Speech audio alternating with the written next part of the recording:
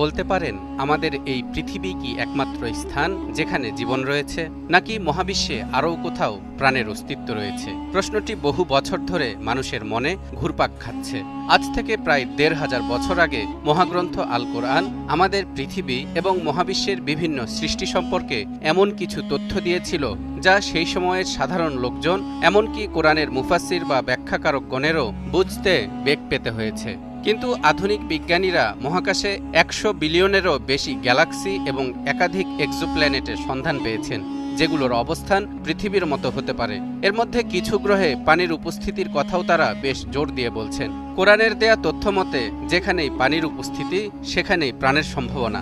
তাহলে কি সত্যিই আমাদের পৃথিবী ছাড়া অন্য কোনো গ্রহে প্রাণের অস্তিত্ব আছে?